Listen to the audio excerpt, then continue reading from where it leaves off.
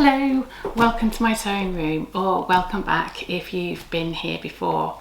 I'd like to start by saying thank you very much if you've recently subscribed, and also thank you very much for the really positive comments I've had from people.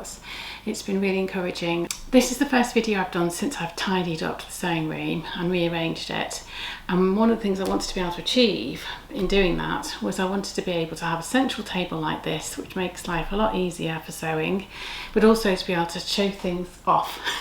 Like, this is one of my quilts that I made years ago, and I'm getting a renewed enthusiasm for making patchwork again.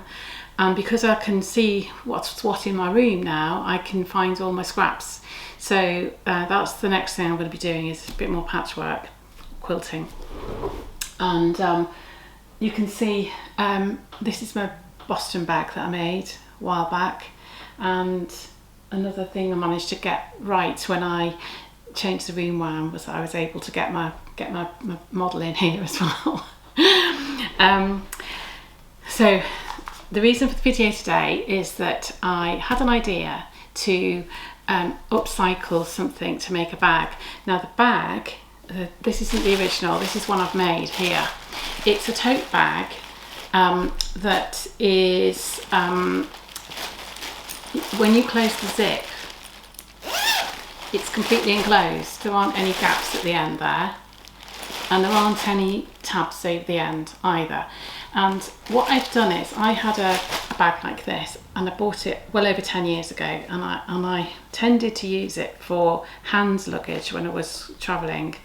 And one of the reasons it just got used for it was because of this, was it was completely, so, carry-on size, and also nice square bottom, so it sits like that, and you can completely enclose the top like this. Now on the original, there are tabs at the end of the zip, but there's a small gap, but very little. But the way I've made it is I've actually made it so it's entirely enclosed. Now I just made this was my prototype after I made the pattern from the original, and I just used this upholstery fabric. But what's one of the good things about the original one is that it's made out of a waterproof canvas fabric, and it's in a pattern. Not as bright as this, but it does have a pattern, and it's got this waterproof backing on it. Now when I priced buying some fabric like that by the metre, it was around about £14 UK pounds a metre, which I think would be about £19 in dollars, $19. And this is a picnic rug basically. I bought this today, and it felt very strange buying it today because there is a howling gale here today again, and we've had unprecedented weather in the UK this spring. We've had one of the wettest Februaries ever, and it's now April and it's not much better. And the rain was horizontal and a howling gale, and I went in the shop and bought a picnic rug, which did feel a bit silly, but I've worked out that this is about £5 a metre, because this piece is about 1.4 metres, something like that, 1.4 metres, 1.5 yards, and I've worked it out. I think it's about £5 a metre, or $6.3 a yard.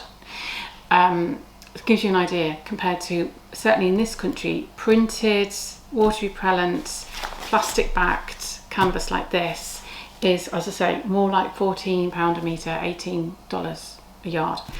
So that's the reason for buying it. Now I'm going to make the bag out of it, but that leaves me enough to make a boot liner, because I also needed a boot liner.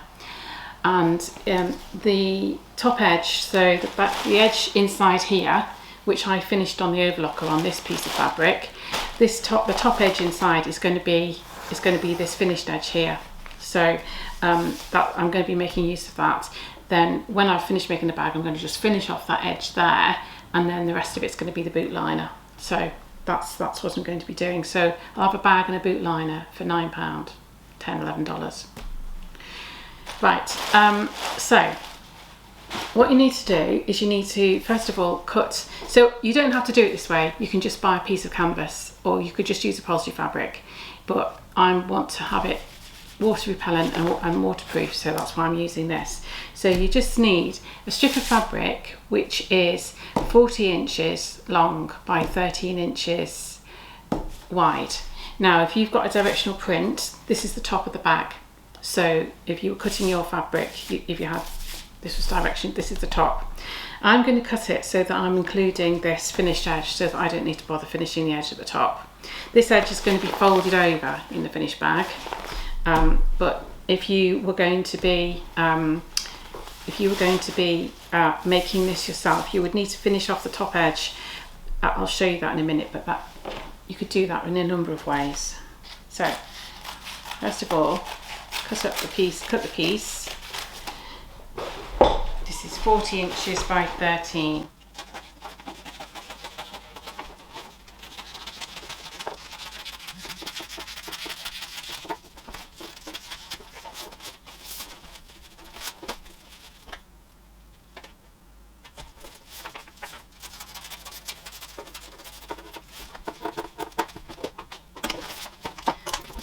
So that's for the sides. Now, if you're upcycling something else, or you've only got you want to make this out of scraps of fabric, that piece is like it's the sides, and it's wrapped around like that and joined as a tube. If you wanted to, you could use two pieces which are 20 inches by 13 if you're upcycling something else.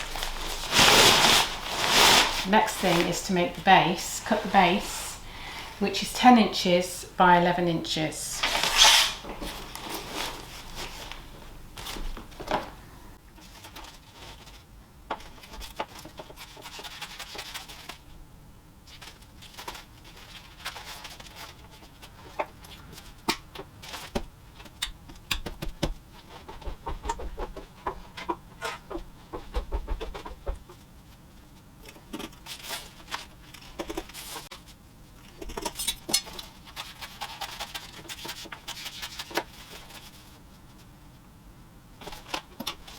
Now, on this bag, I did the zip panel in a contrast fabric. That's just a bit of brown corduroy. But on this one, I think I'm going to use this. And for the zip panel, you need two pieces which are 2.5 inches by 20 inches.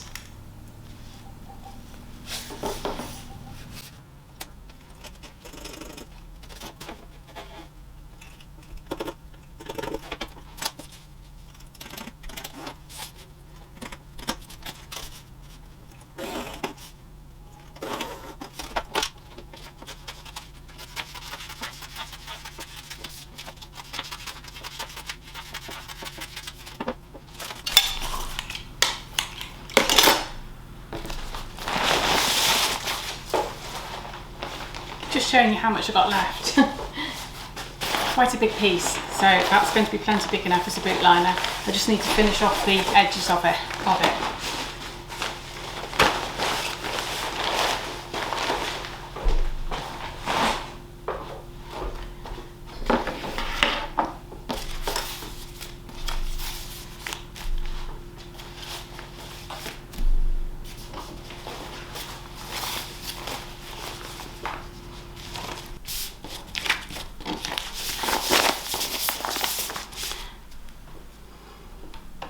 So the pieces that you'll need are a strip which is 13 inches by 40 inches, and that's the top of the bag there. Two zip panel pieces which are going to go either side of the zip like that, which measure 20 inches by 2.5 inches. A zip which is 20 inches, this is a bit longer than that, I'm going to trim it down, it's a piece off a roll. And then 4 pieces of contrast fabric, or you can have it the same if you want it to all be the same, approximately 2 inches by 3 inches for the zip tabs going at the ends of the zips. And then the base is 10 inches by 11 inches. Now this fabric is going to fray at the ends if it's not finished off. Happen to have a finished edge here. The ways that you can edge it are and you need to edge it because it's not lined. So you can either cut the fabric with pinking shears, or as I've done here, but because it's multi-layer, that's not really going to work on this particular fabric. So what I've done is I've actually zigzagged the edge. I've zigzagged the edge like that on the sewing machine with a zigzag stitch. I've cut it with pinking shears, and then I've zigzagged the edge. And so what you need to do is you need to do all your edges like that, all of your edges, and both of your edges on your zip panel, on the ends of your zip panel as well. Alternatively, if you've got an overlocker, you can do it on an overlocker. If you're using an upholstery fabric, the one that I made my prototype bag with is an upholstery fabric, and it's that kind of upholstery fabric that doesn't fray. So I didn't actually bother to finish the edges on it. I'm also going to make a lined version of this bag, and not in this video, in the next video, and that on that one you wouldn't need to finish off the edges like this, but because this isn't going to be lined, all the edges need to be finished. So you also need 2 handles, and I'm using webbing, sort of polyester webbing, about 1.5 inches wide and 24 inches long. You could use the same fabric that you're making your bag out of, in which case I would suggest you cut 2 pieces from the fabric, which are 5 inches wide and 24 inches long.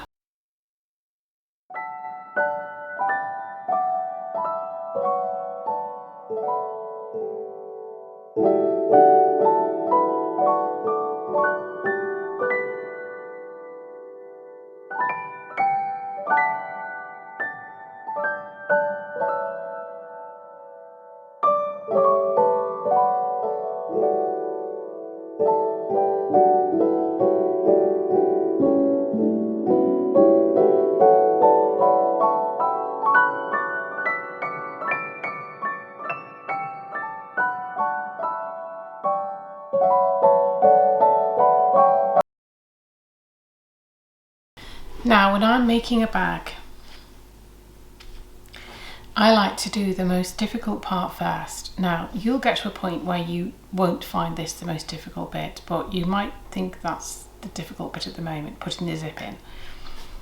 So you've got your 4 tabs, which are 2 inches by 3 inches.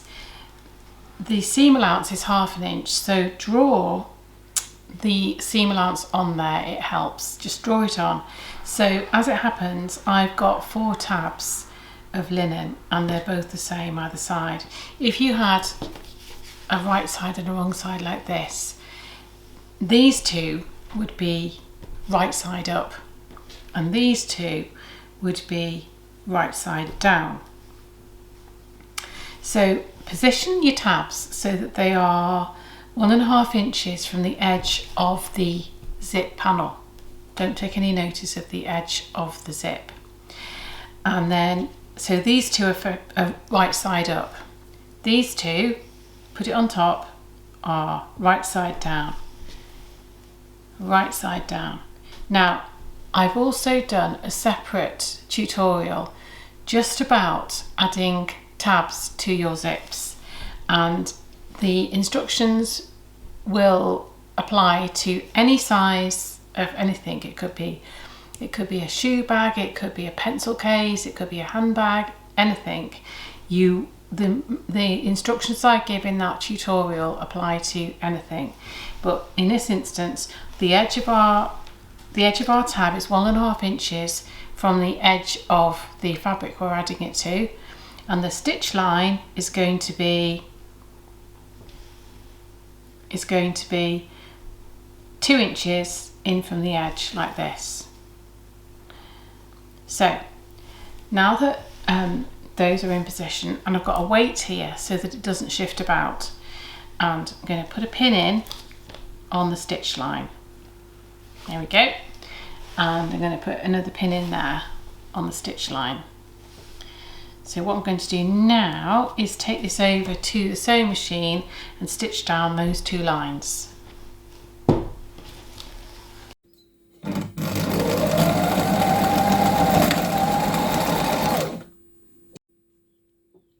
So the next step that I do now is I cut very close to this stitch line, and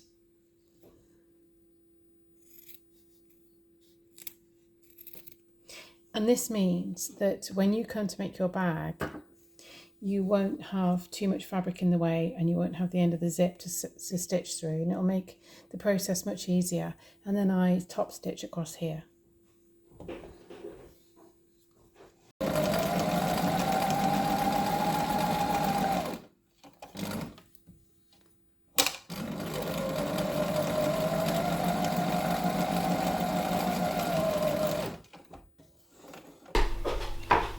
So now that the tabs are on the zip, position the zip right sides together so the pull is face downwards and you are right sides together onto your zip tab. And you can use pins, but I find this much easier to do with clips. So make sure that your stitch line for your tabs is equidistant from the end of the zip panel, and so clip that in place like this.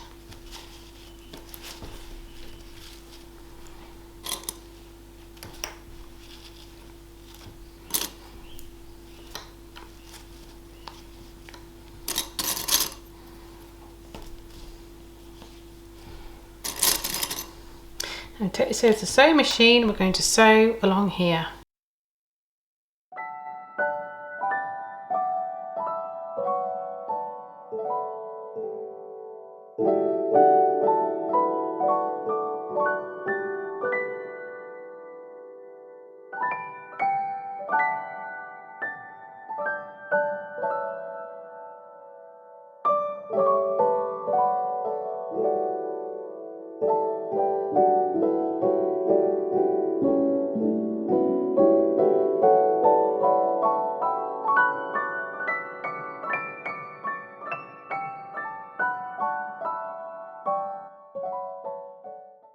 Now that's added to one side, we can get the other side and turn it over and attach it to the other side.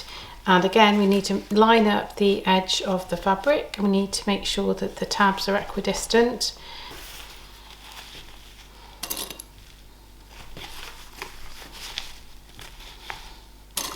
And clip that to the other side of the zip.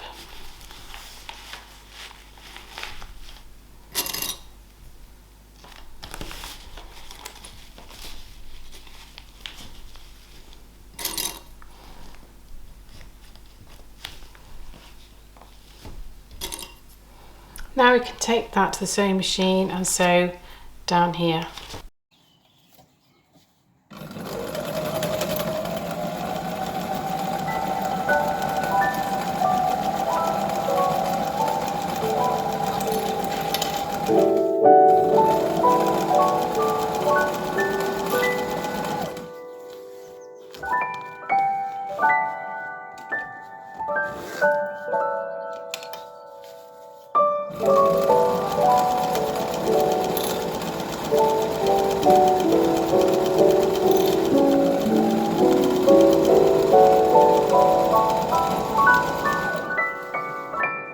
Top stitch all the way around.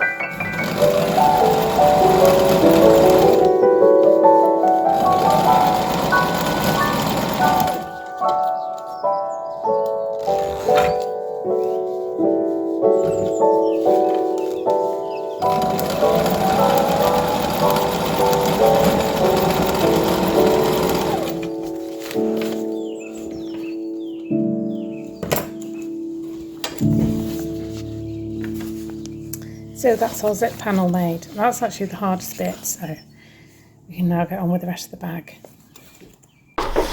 So I'm just trimming off the loose threads and the loose end bits. And that means the panel's done now, the zip panel, which is sort of the hardest bit of the bag. That's ready to go. So here's our base piece, and we just need to get the sides, and we are going to sew that together here with a 1/2 inch seam allowance. Now it's quite important to be quite strict about your seam allowance because it will govern the length of the zip panel and also how it attaches to the base. So you need to be quite strict about your 1/2 inch seam allowance in this side seam here.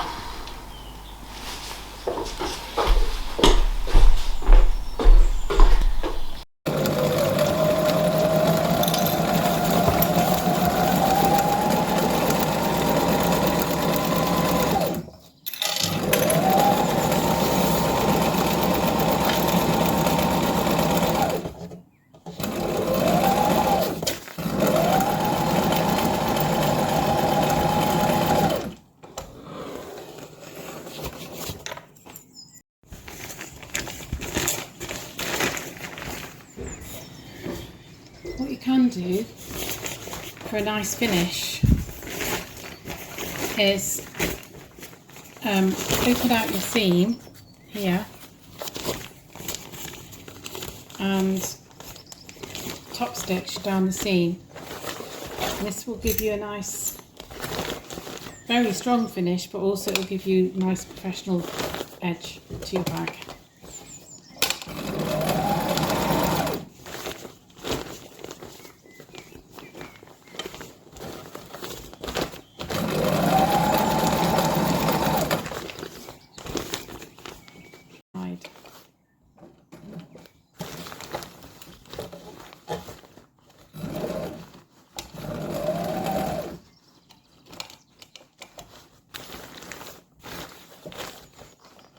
Make sure your seam is flat underneath.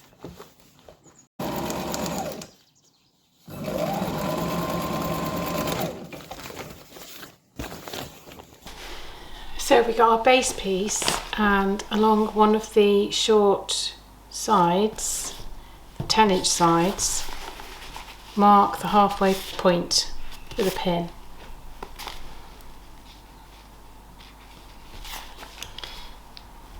And then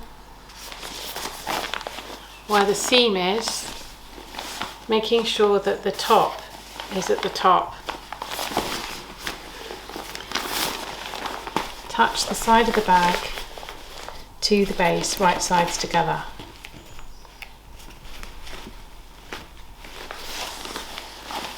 Now I'm going to use clips because if you use pins on waterproof fabric, obviously you're making holes in it, so I'm going to use clips. When you get to your corner, just make sure that you're allowing enough fabric to go around the corner like that, that you won't be having any creases or pleats where you don't want them.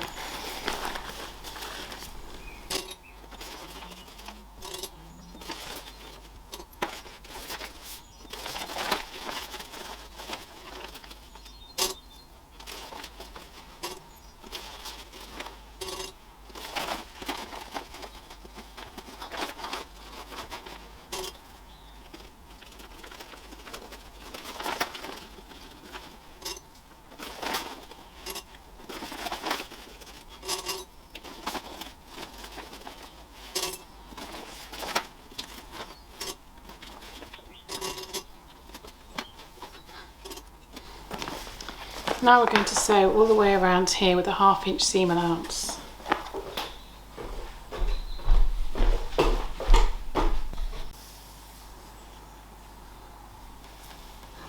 The next step is to turn in the top of the bag by 1.5 inches and mark 1.5 inches down from the top.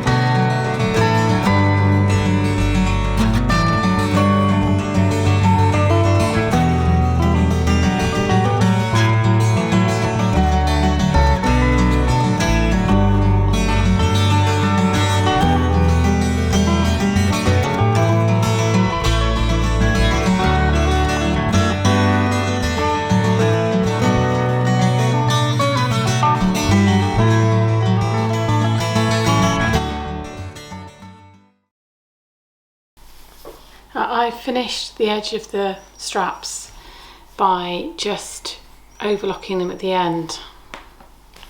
So now I'm going to get my seam line here and measure across here, and I'm going to measure in 5 inches from the edge, 1, 2, 3, 4, 5, so that it's just going to meet the bottom of the seam there. Now if you haven't finished that edge for some reason, you could just tuck it under like that, but I'm not going to do that. I'm going to actually just put it on the edge, and then I'm going to pin it in place. Now when you're pinning, make sure that it's very securely pinned so that you won't end up with a strap that's coming out of the bag at an angle. And then bring this round like this, and then get the other side like this, find the edge and go 1, 2, 3, 4, 5, and then again put your edge of your strap on that 5-inch mark and meet it at the bottom if you're doing it like I am.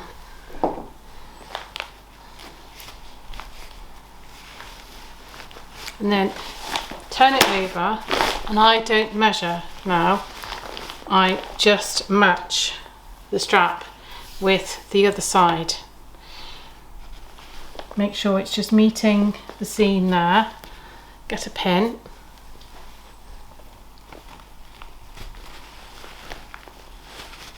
and again make sure your strap's not twisted, meeting the seam there, and pin that in there. So now what we're going to do is sew all the way around the top stitch around the top, and then also stitch around the bottom. So there are going to be 2 layers of stitching, 2 rows of stitching. One is going to be at the top stitching here, and the other is going to be in line with the trim at the end.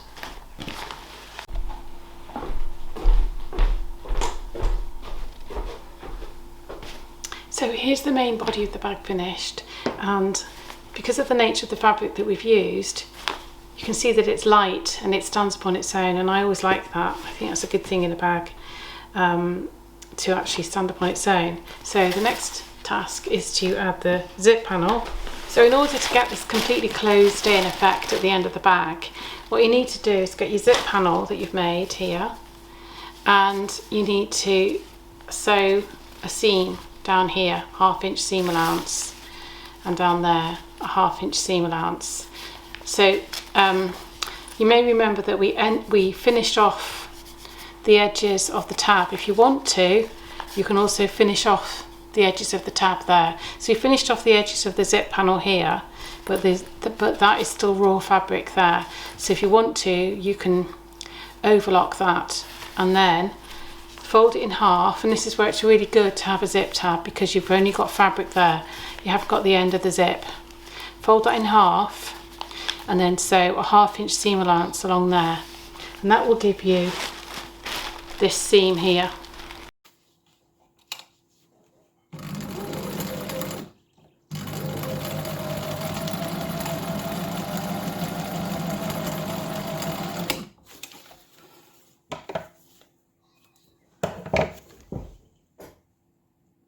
So you can see now that you've got your zip tab end, and that's all completely sealed in.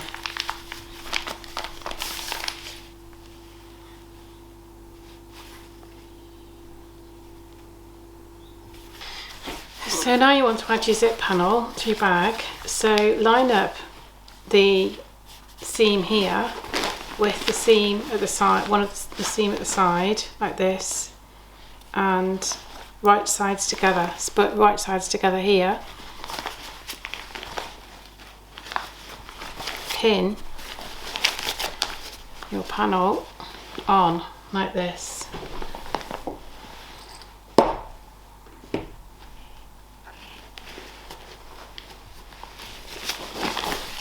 Sandwiching the handles in between the two, like that.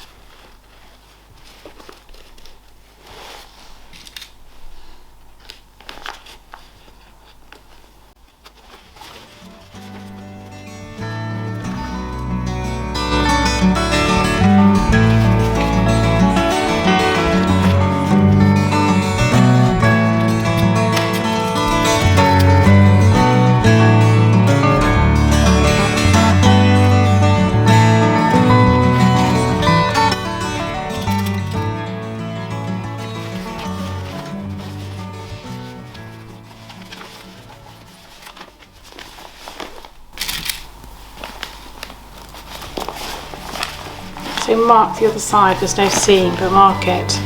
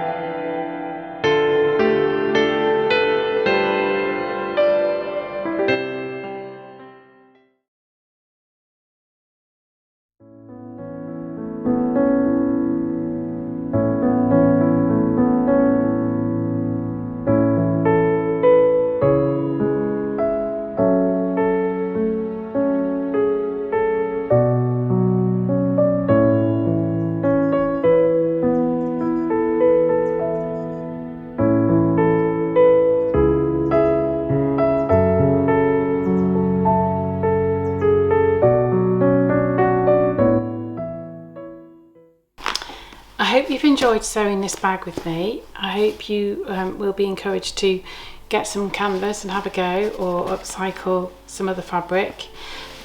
You can see, I hope, that